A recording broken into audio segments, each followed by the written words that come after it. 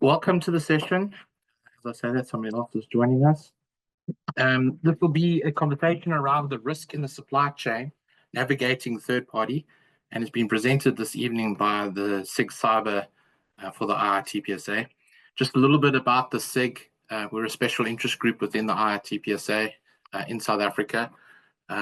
We are trying as part of our mandate to educate people around cybersecurity and encourage more people to become number one cyber aware, but also to encourage students into the cyber field. So we do a lot of work with universities. We actually have many hackathons with some of the students at some of the universities to try and encourage them to take an interest in cybersecurity.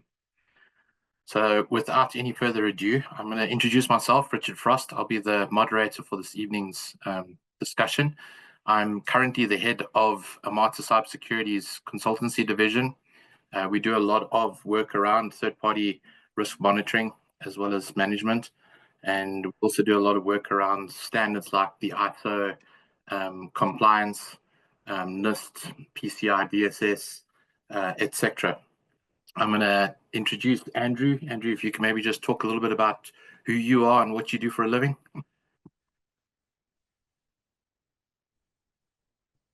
Unmute. Just give me a second. Try it again. Can you unmute? There we go. There we go. Cool. Richard's clearly the guy in control. So thanks for that, Richard. I really appreciate the opportunity for being here. My name's Andrew Henwood. I've been in cybersecurity for a fairly long time, upwards of almost coming on for 30 years now. So I feel like an old guy in the industry. Worked my way through and spent a lot of time in PCI DSS. That was kind of my area of expertise for many, many years. And around 2019, 2020, kind of moved away from PCI DSS and more into general third-party risk management, and felt a real affinity for this kind of space. In the sense that you're only as strong as your supply chain, and so many organizations I worked with were doing a great job of securing themselves, but let's just say not such a great job of unpacking and understanding the risk in their supply chain. And I think the recent the news we see almost on a regular basis, the bad guys are exploiting that quite extensively. It's far easier to perpetrate attacks against a less effectively secure supplier than it is, for example, the bank who's got all the bells and whistles around cybersecurity. So looking forward to the session, and yeah, back to you, Richard. Thank you, Andrew. Yeah, I'll try to be a little bit less cyber secure with my controls. And then if I could maybe introduce Doctor, and Doctor, could you maybe just give a little explanation as to who you are and what you do for a living? Thank you, Richard.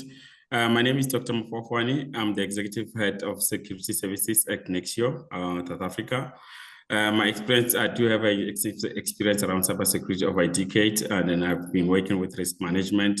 In my role, I oversee some of the strategy related to third-party risk management, in particular to protect our clients from various threats in today's interconnected businesses and then a landscape whereby we definitely need everyone and anyone, but we just need to be cautious with our steps in terms of how we do it. So in terms of my experience, I've been into the IT space, like I indicated, over a decade, working closely with the different type of client, starting from a pre-sales all the way to solutions architect around security. So security has been my baby since ever. And then I'm very passionate about this topic in particular when it comes to third-party risk management, because it's not one of the topics that it never had enough attention, but it has been there since, but never had enough attention. So I'm glad that we're going to be discussing more about it in terms of how does it fit into the bigger picture of cybersecurity. And then I'm glad to be having Richard and Andrew along. Thank you, Doctor. And I'm not sure if Doctor froze there for a second. Today. Thank you. Oh, there we go. Doctor's back. Cool. Sorry, you just froze for a little bit there, Doctor. So Doctor's also one of the SIGCyber committee members with us. I see Doctor struggling a little bit with his bandwidth, it looks like. So it's nice to be working with you on this panel. And then I think maybe just as a way of kicking it off, we've heard of TPRM. We all know about third-party risk management, but Andrew, how would you define TPRM in your own words? Yeah, look, it's a great question, Richard. I mean, look, the name says a lot in the acronym itself. Third-party risk management is all about really making sure that your suppliers are not the risk or the biggest risk that's exposing you as an organization. So, third parties being vendors, suppliers, managed service providers, all of those guys, if they touch your infrastructure, your information, your client's information, all of those guys need to be considered, into your, holistic cybersecurity strategy. And, third-party risk management, TPRM, is really the bundle of I suppose, services of things that you should consider whenever you sort of onboard, offboard, and work with suppliers. Thank you for that, Andrew. And Doctor, from your perspective, how would you define TPRM? How do you see it in your organization?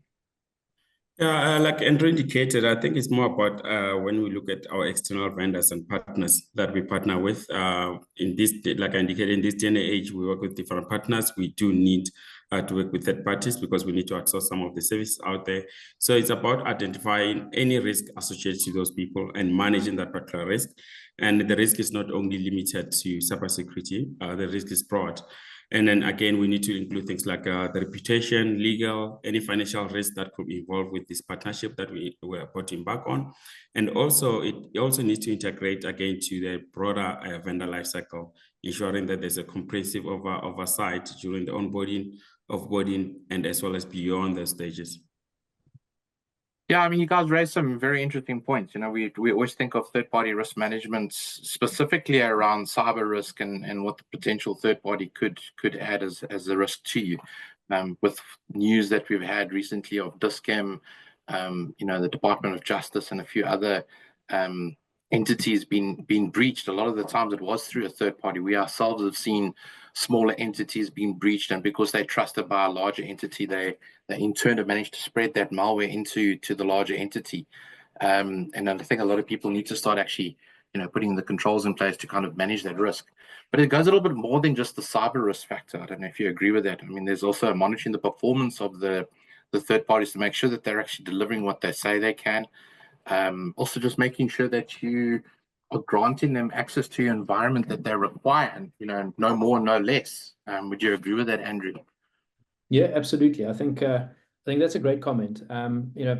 We absolutely shouldn't focus just on cyber. There are many facets to what a supplier does for you as an organization. And I think interestingly enough, all of the third-party risk management engagements we've had with our clients, and we've got varied clients. We got from the largest banks in South Africa through to small one or two, an entity of one or two people who've only got a very small number of suppliers. But what's been interesting is almost all of our engagements has directly involved procurement. So it hasn't just been the cybersecurity guys or the CISO that's been responsible for TPRM. It's in many cases we're actually working directly with procurement. So there's absolutely an element of sort of SLA management. What is the vendor actually doing? What should they be doing? What shouldn't they be doing? And I think one of the big things to always factor in here is for so many years, third-party risk management has involved sending out an Excel spreadsheet of a bunch of questions. And what we've observed over the years, and ironically this goes back to my PCI days, unfortunately, vendors lie. There's no other way to put it, and I mean that with all due respect. I'm sure all of us in cybersecurity have answered these, 350 painful questions in minute detail. But the problem is your supplier is always going to tell you what you want to hear. By virtue of the fact that they want your business, they're not going to tell you exactly the truth. They're not going to say, "No, I don't patch my systems." They're going to give you the narrative that we patch our systems on a regular basis and whenever there's a critical vulnerability. And I think that's where the various aspects of third-party risk management, not only cyber, SLA management, contract management, financial performance of the entity, all of these things can impact an organization. So I think it's there are many things to unpack there, but I agree with what you said there, Richard. Yeah, and I think it's quite important what you were talking about, from the PCI components of it, because there's standards like ISO and PCI and NIST, and a lot of the times from a third-party risk management perspective, depending on the industry that you're in, and I mean, like you said, there are small companies that have to comply with these standards. From an ISO perspective, a lot of people are becoming ISO compliant. There's also compliancy from even if you think about it from a cyber insurance perspective, right? Where you fill in that questionnaire. Again, it's like a checklist. Have you done this, right? And third-party risk management, what we've noticed, especially when you're talking about the big banks, you fill that form in, it's 300 pages, it's laborious, and yes, it's a yes exercise. Even if you are telling the truth, your environment doesn't stay the same, right? It's forever changing. So being compliant today doesn't mean you to be compliant in a year's time. And that's why even things like ISO, you have to recertify every 3 years. In your experience, Doctor, having these kind of standards and that in place, what are you as a company advising customers to do to keep relevant and to keep compliant? Give me a second, Doctor. I see you muted. You stunned him into silence. No, thank you. No, Richard. I do agree with what you have said with Andrew and with Andrew as well, because what we are advising is that is people to move away from these spreadsheets related.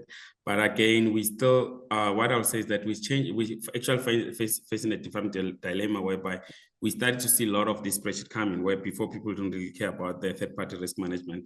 But now I think we have now involved where we start to try to say that let's look also at the tools that can help us to automate these processes. Obviously, in security, the big thing is around integrity. And like Andrew indicated, with this spreadsheet, people are putting what they can put in place, but not in particular being that much honest. And with the tools that then help with that. And again, we then emphasize, we find that to really get a reason to comply with that, we emphasize the fact that it's not only about the cyber risk that we're currently facing, but we then emphasize that we are also doing performance monitoring.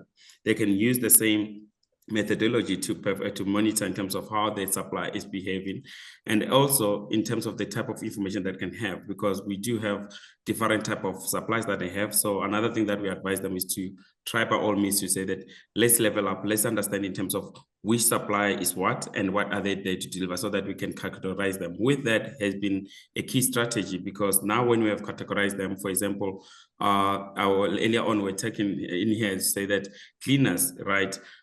Cleaners have been they've been in most cases they've been rated medium companies that provide clean service rated medium. But if you find companies that are providing maybe some accessories around the offices, such as the milk, tea, and what, those are a very low supply chain. But when you look at the people that are actually interacting with the getting inside those server room, getting inside those offices that might have confidential information.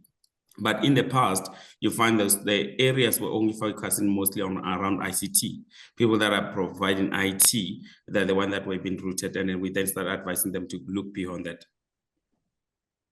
Yeah, I mean, you're raising a very good point. I mean, you effectively, you're saying that a third-party risk management profile, that spreadsheet that you're completing, you almost need to create groups of vendors and create a spreadsheet particularly for them. It's like the person that's delivering them to the canteen who doesn't even enter the building may not have as much of a risk as, say, the cleaning staff or the database administrator.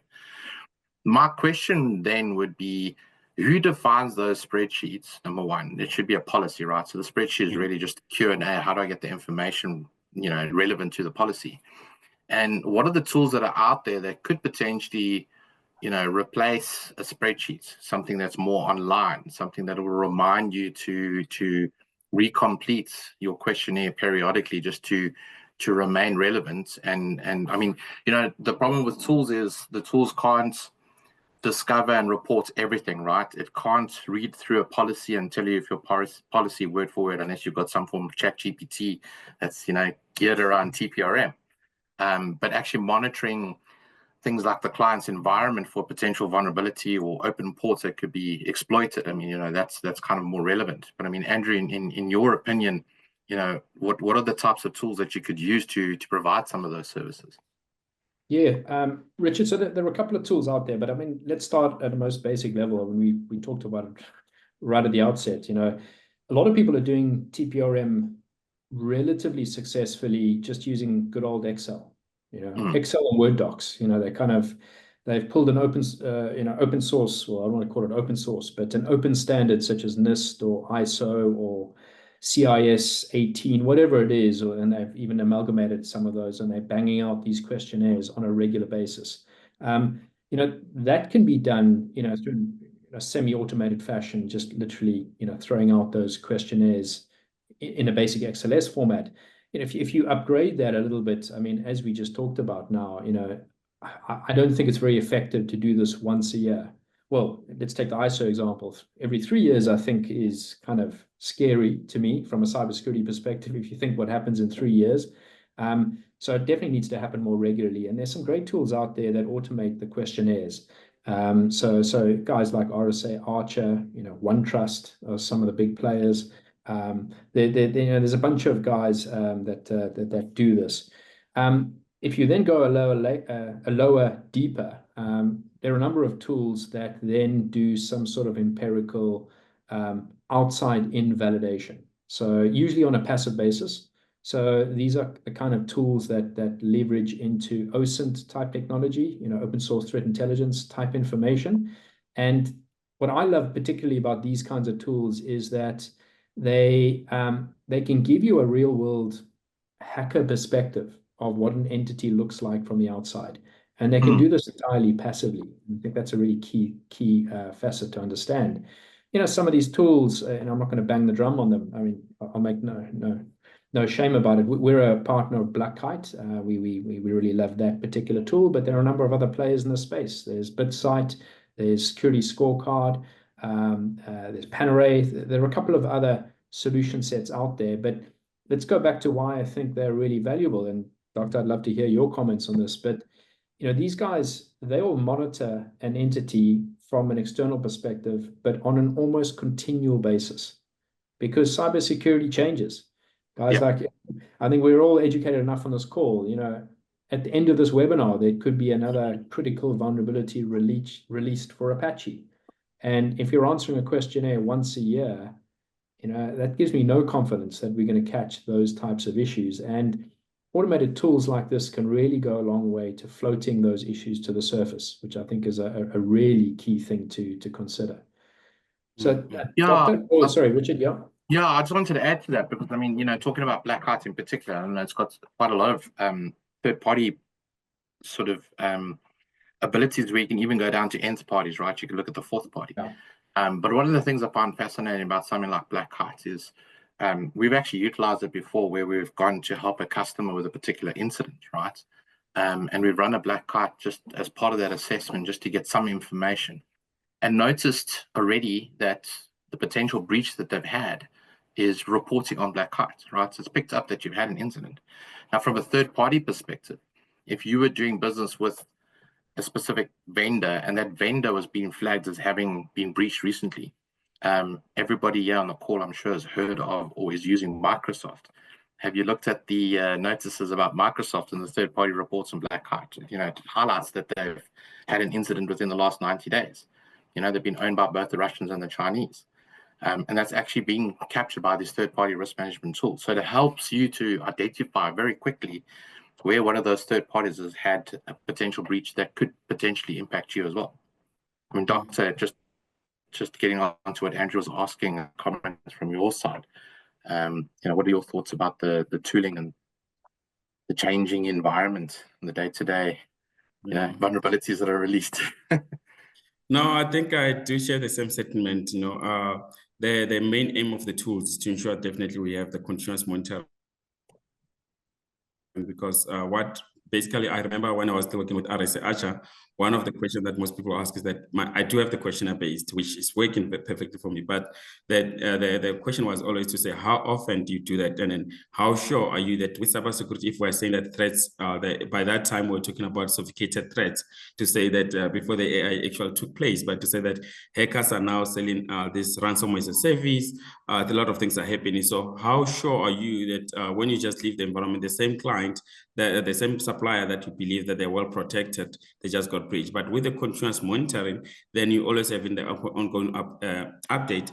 On top of that, I also emphasize the fact that we do understand that there will be always going to be small businesses, right, that will find this tool set quite expensive. So we're not really running away from the traditional way of doing things, whereby we need to use the questionnaire. But I always say that the bigger you are, the higher the risk and the reputation, the fines. So as you grow as a business, that's where you start considering that I need to evolve from manual way of doing things to automation. So automation can only work on things, something that is working perfectly. So that's another good way that I would say that we mustn't see the tool set as a way of saying that what we're doing is not working, but we have evolved. And then it has worked in the past. We have evolved in the past. We're not trying to say we're not working or we're not doing something right, but it's a matter of saying that we could be potentially missing something. And the tool set then addresses that particular risk of what we might have missed. Yeah, I mean, you raised two interesting points there. Number one, there's regulation within the country and there's laws, right? And there's ramifications of failing.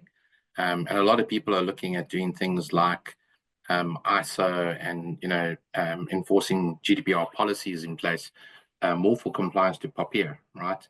From a third-party perspective, if you have a breach and it's caused by a vendor, or you become, the avenue to become a breach to one of the largest suppliers, how does the law kind of impact that? If you breach through a third party, is it you that's held liable? Is it the third party according to POPI? And those are kinds of considerations we have to start thinking about, right? Everybody's got an element of liability there, but it's your customer at the end of the day that's going to see you being breached, not seeing the fact that somebody else breached you, right? Through a trust relationship.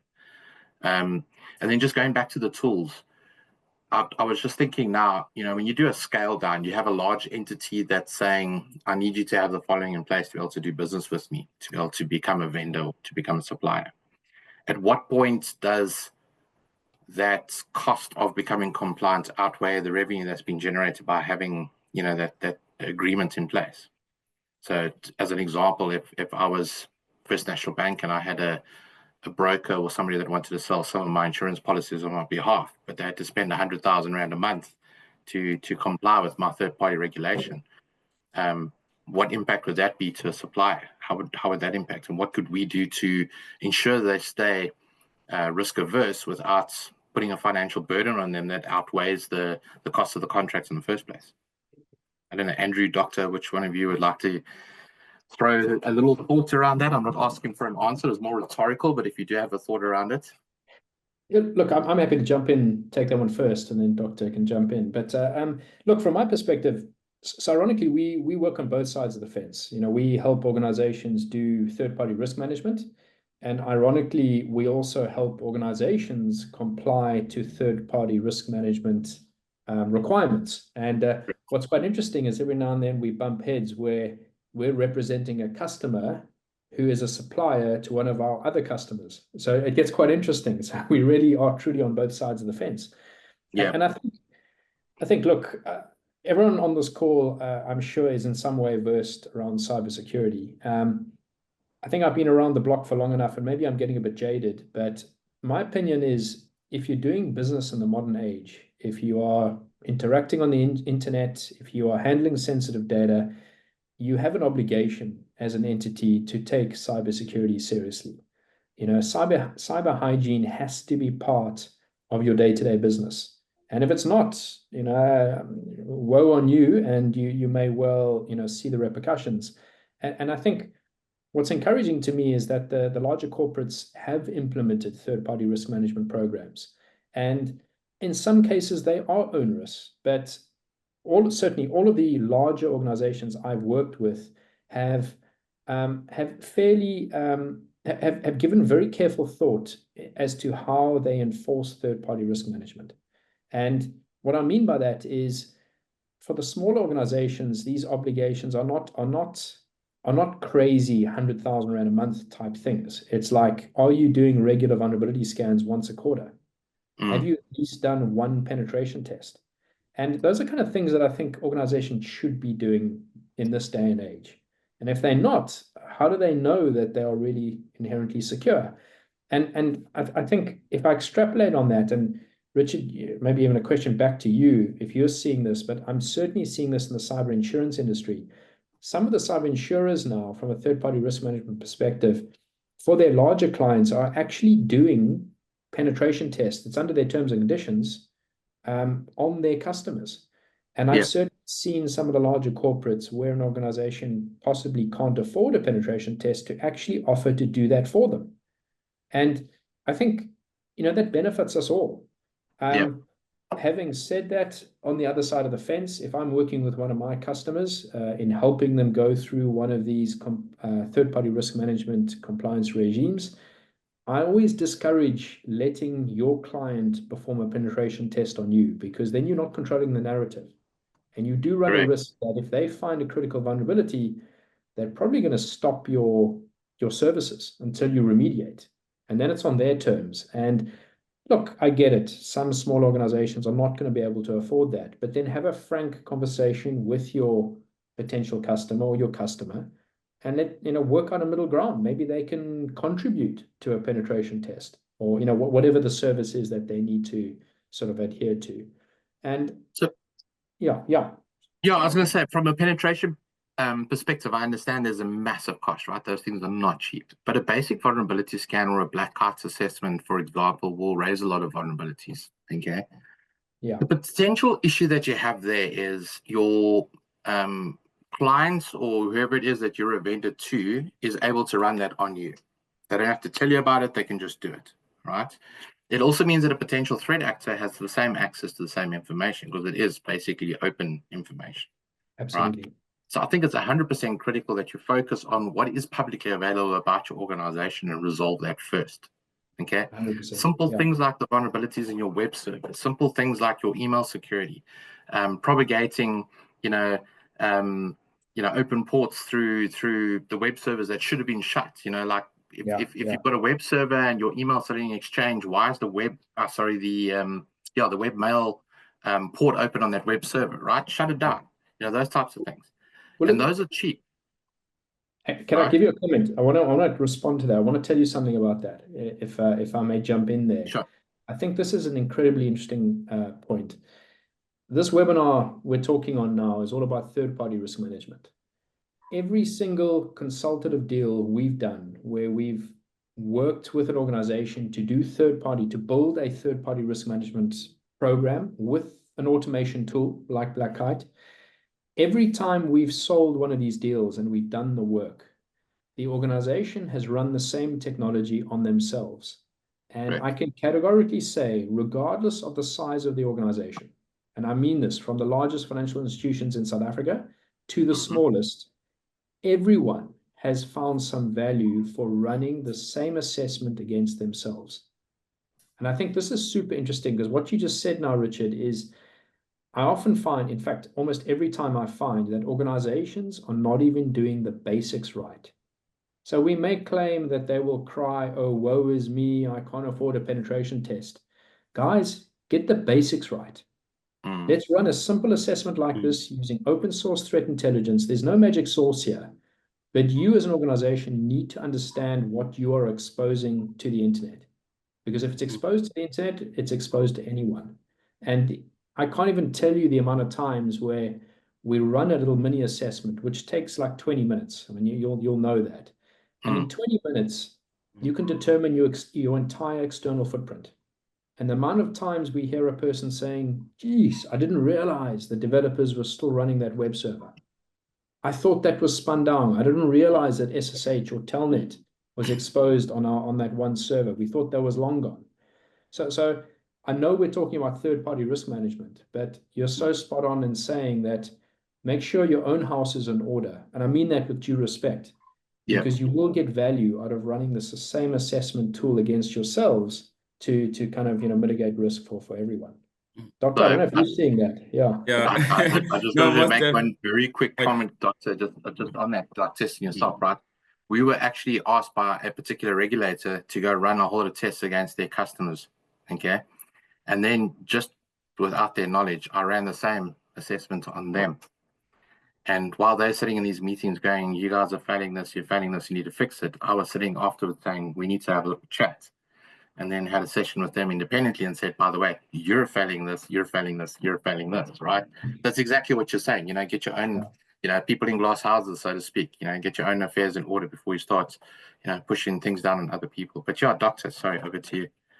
No, it's okay, Richard. I think it's very interesting to hear other thoughts, and definitely I agree with what you have been saying in terms of the exposure that can come out from this third party, especially when you look at things like that are out of the control, like server exposure or open ports, which, like you said, can be addressed by things like penetration testing, right?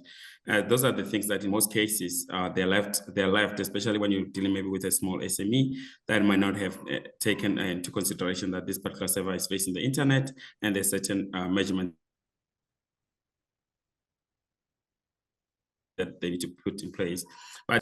So for me, I think most people are facing a critical risk when it comes to cloud platform. The weakness around that. There's a lot of assumption in terms of what the cloud or public cloud can provide, and some of these. Some of the people that don't apply any security, assuming that everything is covered. So meaning that the lack of defense when it comes to DDoS, for example, if they don't have enough protection around that area, that can raise a huge weaknesses around those areas. And then what we always see is misconfiguration, that can definitely lead to these data breaches or lead to exposure of third parties. But one element that we don't look into is the people that have the direct access. Now, when you're talking about the pen testers, we're talking more into the outside access, but there are people that are third parties and have direct access to our network and data. So for me, those are the high priorities that we also need to focus on them, because those are the people that they have so much access, but we don't have the control doesn't lie directly within you as a person. For example, you're sending them documentation that are sensitive. You're hoping that on their end they're going to secure them.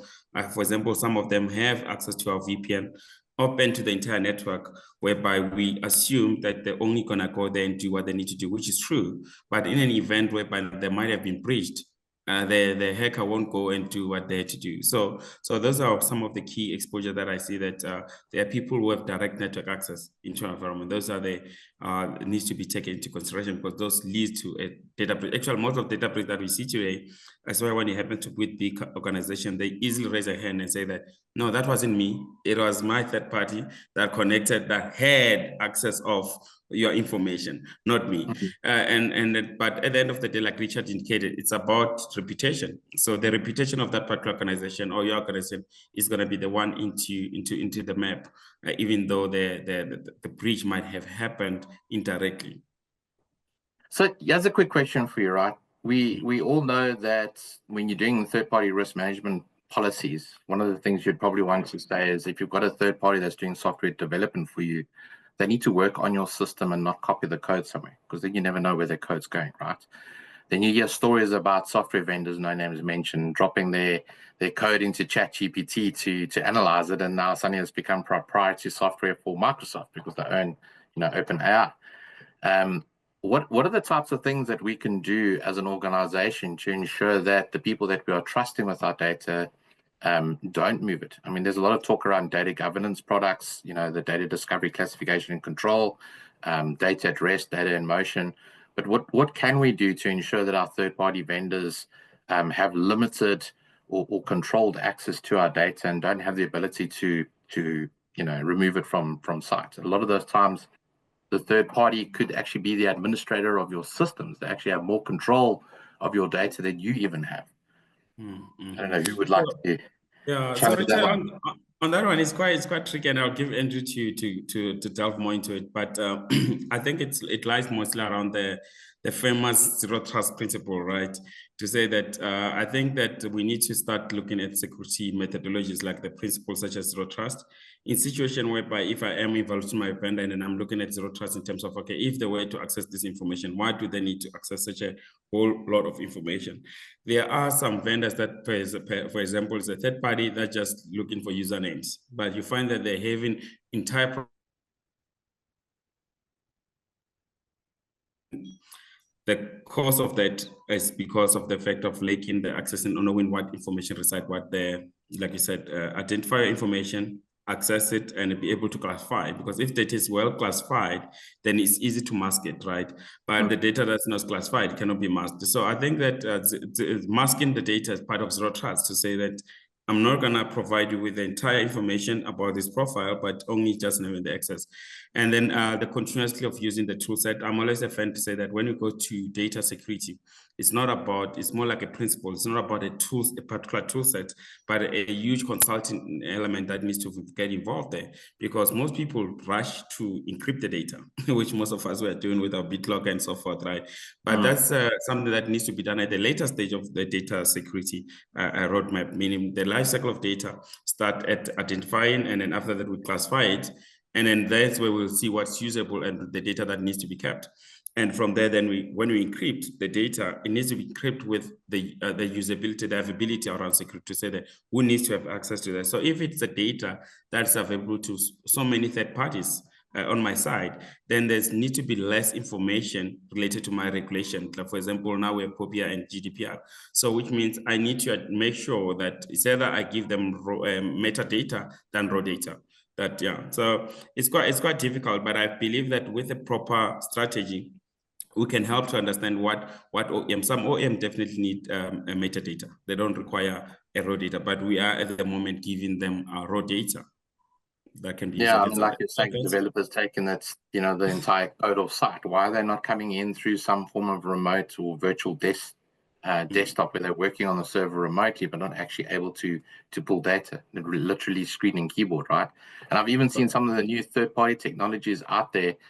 You know, you can also log into a web portal there to gain access to be able to work. No longer need remote desktop or VPN access. Andrew, any further? A good one, Richard, would be a good one. A good example. Okay, a good example on that note is around when we do. We all coming from a service providers. When we do proof of values, right, to our client, in so many instances, we don't need such much metadata such as the AD integration that we get, but you need some sort. But if you look at how things like Honeypot was made, I think if we can look at security, or if we can look at third party from that level as well, to say that, okay, if you're not going to need that data for some useful impact around my side, but just to test the technology, how about we tempt the data, and so that it's not as junior as it was. But I think that's an element that we can also look into. Okay. Andrew, any comments from your side? Yeah, I think look, your initial question was very, you know, preventative focused. You know, how do we stop X from happening? And I think if we take a step back, let's look at this from a third-party risk management perspective. And you know, I mentioned something earlier about my disdain for Excel-based questionnaire-oriented third-party risk management. I want to just caveat that and say, look, as much as I loathe Excel-based, questionnaire-based third-party risk management that's done once a year, I still think there's a place for it. And the reason I say that is, you know, you as an organization need to define your strategy in how and what your third parties are allowed to do. Now, the good news is there are hundreds of standards out there. We've talked about them. You know, there's ISO, there's NIST, there's CIS 18, you know, whatever. There's hundreds of these different cybersecurity frameworks that you can combine into a question set, which can then define how you expect your third parties to operate. And many of these questionnaires that you can build, you can slice and dice according to the type of third party that you're engaged with. So, you know, where I'm going with this is, you know, your software provider, if they're developing code for you, there should be a set of expectations on how you expect them to operate with your code in different circumstances, and that should be defined in your third-party risk management questionnaires. And when the organization decides to do business with you, when they take you on as a client, they should sign adherence to those compliance requirements. Now, at least then get it right from that perspective, as into how you expect your third parties to operate. Of course, we all know that people don't always do what they say they're going to do. And that's where I think enforcement starts becoming, you know, more important, and preventative measures start becoming, you know, more crucial. And that's obviously a decision that an organization can make, to say, all right, from here on, I'm going to adopt a zero trust model, and this is how I expect all developers to kind of, work through this front end portal to, put all the code repository into GitHub or whatever it is, or whatever that kind of looks like. I think there are lots of ways to skin a cat there, but at least if you've got your third party, let's just call him software provider, to adhere to a certain method of engaging with you and compliance to certain criteria, that's a long way than where we are currently, where who knows what they're doing.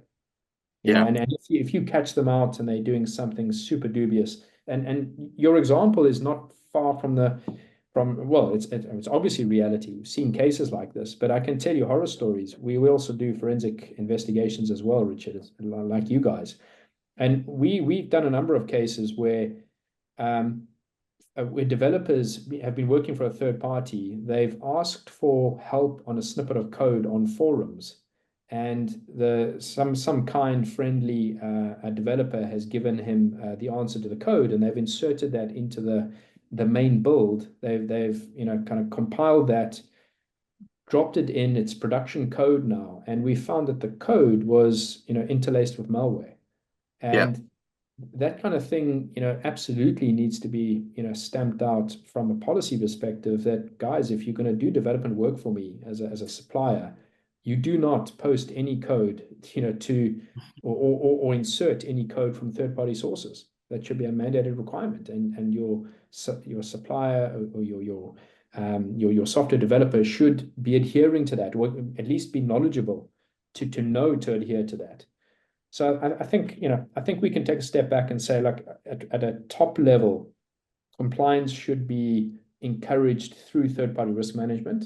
And then a layer deeper is you can start looking at preventative controls. There are lots of awesome solutions out there around data analysis, data identification, encryption, Doctor mentioned, etc. Tell me something, and this is not something that I prepped you guys with when I sent out some of the potential questions. This is just something I thought of now. But at what point does a vendor become a third party? And I'll tell you what I mean by that is, obviously, once you've signed up and you've got a contract in place, there's some kind of protection. Normally there's an NDA and there's a whole policy that goes with it. But I was just thinking now, in some of the consultancy engagements that I've had with customers, I've literally met them for the first time. They have no idea who I am. And I start asking questions. And within an hour, I know everything about the organization, what tools they're using to secure themselves. I mean, that's information that I could use as a threat actor to perform some kind of a breach. Where do we put a policy in place that defines engaging with a potential new supplier, what information I can share with them, how we share it, and how do we secure that information through an NDA or something, to stop it being used, to perform some nefarious act later on? Yeah.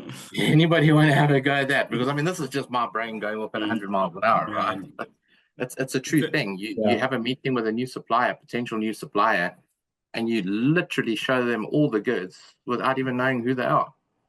Look, if the supplier is a cybersecurity provider, you invariably are going to be giving away all the secrets. But let's take a step back again. I like always, looking from afar and thinking about this. I think the simple approach here is we've got to think about, there's that famous concept about the human firewall.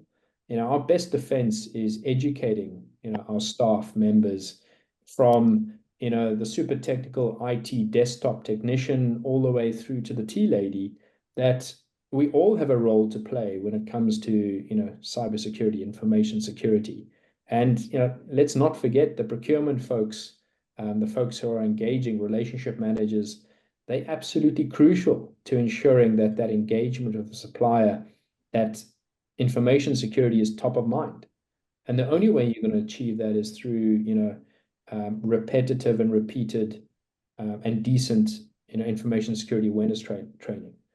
Dare I say, we're all converts sitting on this webinar, and we all want to be here, and we all get a kick out of talking cybersecurity. But I tell you, the rest of the business, is not like that. And we've got to somehow try and impart the knowledge and create excitement around this, and encourage folks to, every step of their working day, just think carefully about what you're providing here. Think carefully about what you're doing. Could there be a repercussion? I always say to people, be inherently suspicious. You know, is that SMS and that link that you've just received really who you think it's from?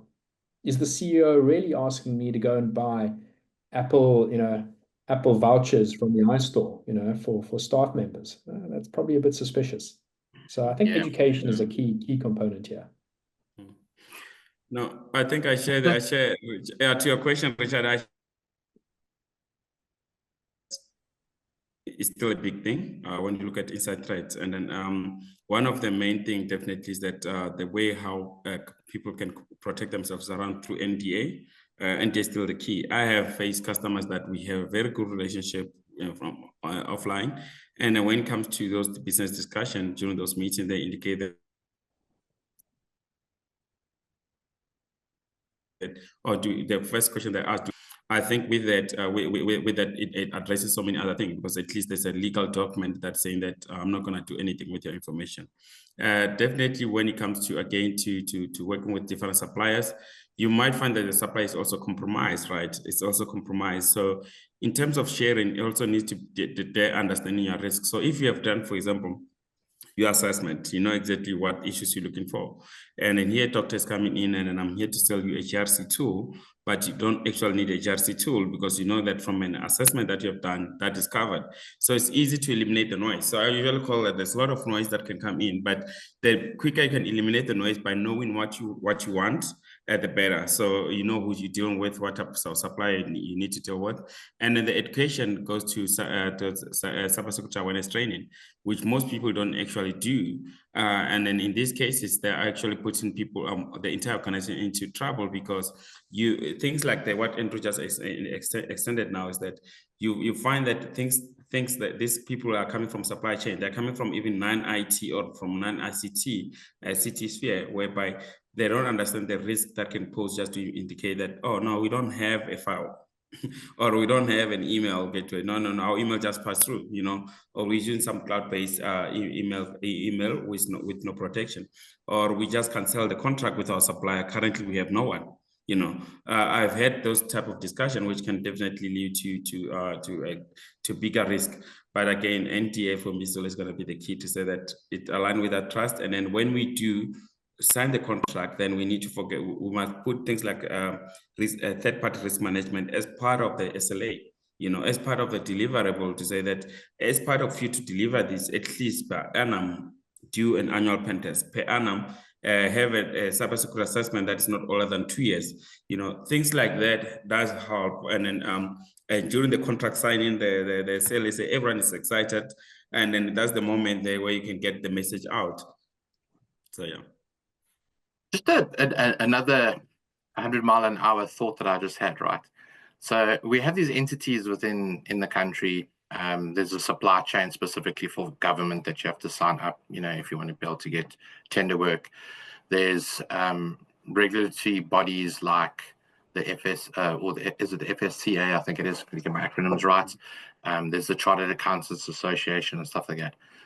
Should we, as a country, and specifically as people that do third-party risk, maybe start approaching these organizations and saying, these are the standards for third-party risk management that companies should be complying to? And is there a way, as being part of your body, to ensure that those companies are complying with a certain level, so that when somebody is looking for a new vendor or supplier, they can almost get a rubber stamp, like you were using the word earlier, Andrew, on those vendors, to say, for example, Armata is a trusted cybersecurity company, or BlckRhino is, or Nexio is, as opposed to, Pick Pompey's cybersecurity shop that opened up like a week ago just to get business. You need to have some kind of trust and validation from some governing body. Is that maybe something we should be encouraging within the country around TPRM? Look, I'm a huge supporter of something like that.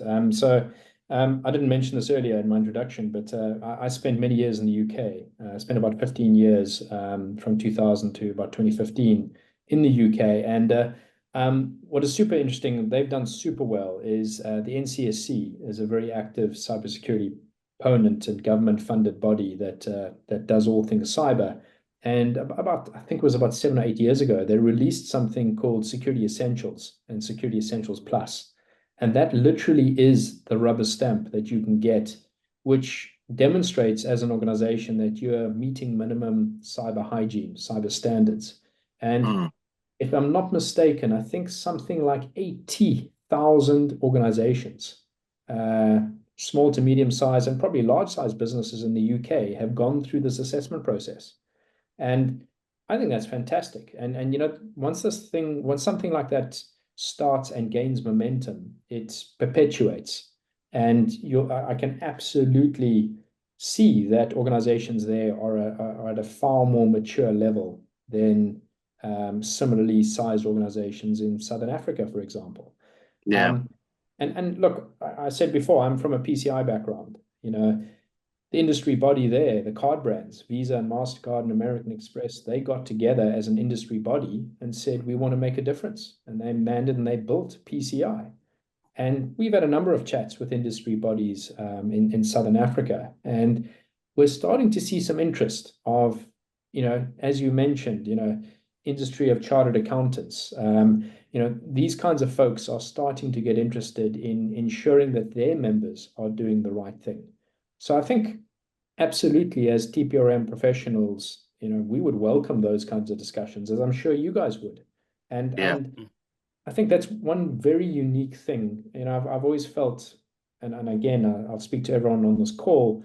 I feel us professionals in cybersecurity have a sort of an altruistic component to what we do. You know, I love helping people secure themselves, and I can talk to you guys as competitors, but I can see you as fellow compatriots in fighting the good cause, in making sure that people are doing the right thing. So, you know, even though we're competitors, I'd love to go and speak to some of these industry bodies with you guys and with anyone else on this call to encourage better behavior from, you know, small to medium to even larger businesses, because it's better for us all in the long run, isn't it? Yeah, I mean, I think that's where the whole roundtable concepts come out as well. You know, the likes of yourselves, myself, and Doctor should be with other suppliers having regular roundtables discussing trends, right? Number one, it makes us, you know, more aware of the threats that are out there and how we can help our customers. But it also, you know, part of our giving back to society, you know, like you were talking about now, talking to these regulators and assisting them with these kinds of plans is a crucial thing. Doctor, from your perspective, is there anything you want to add to that? Not much, Richard. I think that, like Andrew indicated, it's something that we need and it's not there. And then I'm glad that he has some experience around the UK. I've had different initiatives, different discussion, either with government. Everyone is looking for something like this. Public sector is also looking for something like this, whereby we can have some sort of a framework, something that we can follow and then use as a standard.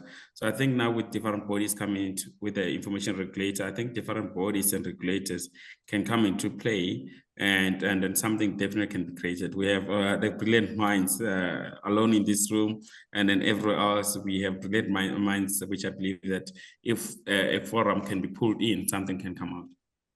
Yeah, I mean, I think, you know, we do a lot of virtual CISO work with our customers as well. And we have a tool that we utilize just to kind of track progress in that. And one of the first things we do is we actually do the Cyber Essentials assessment, ironically. And if the client's wanting to do ISO, we kind of add that in list, mainly just to compare the two. If they've got the credit cards, components, we add PCI DSS and we add GDPR mainly just to help them with their POPI complying with POPI. Let me just change the wording. And I can tell you, not one of the customers that we've actually done this on have ever passed the Cyber Essentials. Right? And I mean, the name speaks for itself, Cyber Essentials. Ironically, I ran it on myself and we got a 98%. So yeah, you know, there's still room for improvement, but, you know, at least we got a good score. But most of our clients have never gone past 60%, you know, and it just makes you wonder, are we actually doing enough? Cybersecurity is still seen as a grudge purchase by a lot of the financial and business people. The poor CISOs are getting smacked because of the breaches, but they're not being given the budget to patch the holes, you know. So I think those are the things that we need to focus on. We are coming up to the end of the session. I know we did start a little bit late. but I just wanted to maybe start, Doctor, and give you a little bit of closing remarks if there's anything you wanted to add to the conversation, and then we'll end with Andrew. Okay, thank you, Richard. Now, from my side, I think it's just a matter in today's interconnected business environment, I believe that managing third-party risk is no longer optional, as it has to be. So it's essential. So everyone has to be doing it, regardless of the size of your business. You need that robust strategy, and then the questionnaire base is part of the process of the TPRM, right? So if you're doing that or you haven't engaged on that, you can start with that and take it further as you grow to evolve toolset, right? And to see which toolset also have open sources for those that are comfortable to work with. And then at the same time, I really thank you for everyone for this valuable discussion, Andrew, Richard, and then all the participants that joined us. I think this is very clear that when it comes to TPRM, requires a continuous effort. That's what I've taken it as a takeaway. And also commitment to security as well. And then again, it's not a security component only, but it involves the vendor landscape lifecycle as a whole. Thank you. Thank you very much, Doctor. Andrew, from your side, any closing remarks? Perfect. Yeah, thanks so much, Richard. Look, from my perspective, I'm going to keep it super simple. Let's be realistic. The bad guys, it's far easier for them to attack the supply chain than the bank that has a 200-person strong cybersecurity team. And your weakest link as an organization is almost invariably your supply chain. And to put that in perspective, I mean, if we're all struggling and our customers are struggling with cybersecurity for themselves, imagine the smaller vendors out there. And we just talked about this. They're struggling even worse, which makes them a target. And if I'm a bad guy, who am I going to target? I'm going to target the smaller suppliers to the larger organizations. That's my route into the organization to cause some damage and extort money or whatever I'm going to do. So really, there's a ton of awesome tools out there, lots of ways to slice and dice this. Reach out to us, any of us on the panel. We'd love to chat to you guys about third-party risk and what we can do to support you and really just unpacking and understanding what the exposure is in your supply chain. If at least you can understand what that exposure is, you can take then actions, quite quickly and efficiently. Perfect. Yeah, I mean, I think this is a conversation that's become so relevant we could probably spend another couple of days on it. But unfortunately, we are at the top of the hour. I'd like to thank the panel for joining me today. Very informative. I would also like to thank the audience for joining us and giving us an hour of your time. We do hope that you enjoyed it. If there are any questions, you are very welcome to reach out to us afterwards. But yeah, with that, we'd like to close and just thank you once again. Take care and goodbye.